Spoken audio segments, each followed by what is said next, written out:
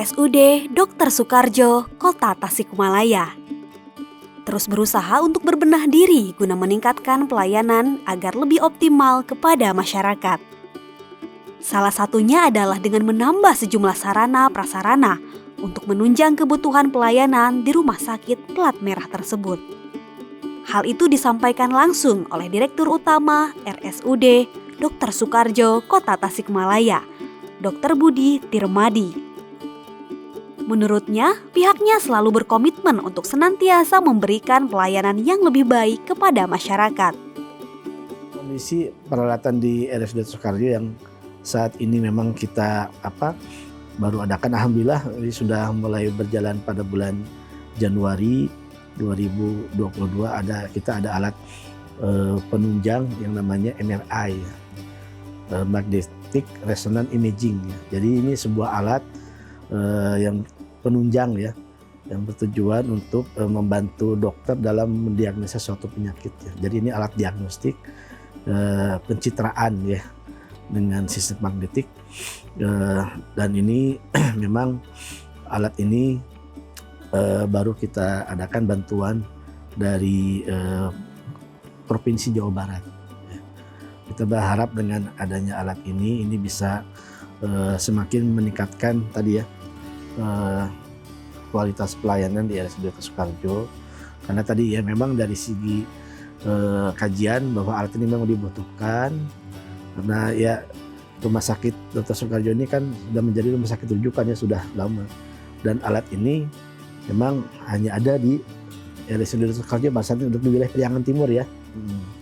Dan tentunya memang ya kaitan tadi sebagai rumah sakit rujukan tentunya harus ada nilai lebih ya, mungkin ini salah satunya begitu ya. Nah, kemudian peralatan-peralatan yang misalkan sebelumnya memang sudah ada tapi mungkin masih kurang ya, ini juga kita coba untuk penuhi kaitan biasanya dengan peningkatan kapasitas ya, kaitan dengan mungkin pasien yang membutuhkan peralatan ini semakin banyak, kasusnya semakin banyak gitu ya. Tapi tentunya juga harus ditunjang dengan tadi SDM ya. Misalkan dokter spesialis di kitanya sudah ada, kemudian mungkin tenaga kesehatan yang lain yang menunjang kinerja dokter juga sudah ada, mungkin misalkan perawat atau tenaga paramedis yang lain ya. Contoh mungkin ini kaitan dengan pelayanan jantung misalkan gitu. Kita dokter spesialis jantung, alhamdulillah yang tadinya satu kita sudah ada 2, dan ini juga membuat kita juga ingin menambah kapasitas kemampuan kita dalam melayani pasien yang butuh untuk pelayanan dokter spesialis jantung ini. Contohnya adalah alat ekokardiografi ya. Pada saat ini memang alat echo kita baru punya 1 nih. Nah, sekarang alhamdulillah kita sudah punya 2 dokter ya, kita berharap tahun ini memang ini sudah dalam tahap perencanaan menuju ke tahap pengorganisasian nih. Rencananya kita akan dapat bantuan alat kesehatan juga dari Kementerian Kesehatan, mudah-mudahan bisa terwujud tahun ini. Ini untuk meningkatkan kapasitas pelayanan ya tadi ya, karena